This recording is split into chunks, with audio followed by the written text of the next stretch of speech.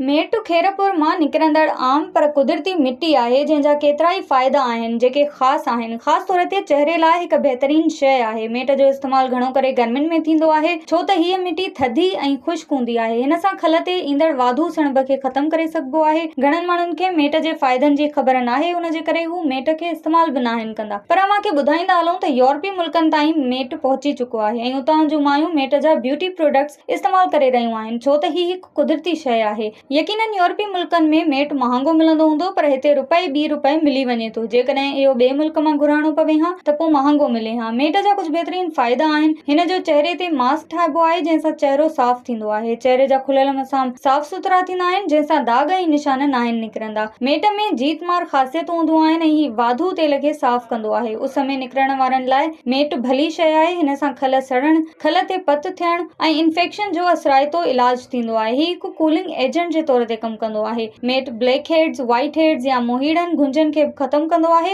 एतिरे क़द्र जो चमड़ी जा डॉक्टर बि कॾहिं कॾहिं चुटा ख़तमु करण लाइ मेट हणण जी सलाह ॾींदा आहिनि। मेट जा वारनि लाइ बि फ़ाइदा आहिनि। बहिराड़ीअ में त माण्हू वारनि खे बि मेट हणंदा आहिनि, पर शहरनि में इहा रिवायत घटि आहे। जेकॾहिं अव्हां बि पंहिंजी खल ऐं वारनि जो ख़्यालु रखणु चाहियो था त मेट जो इस्तेमालु करियो।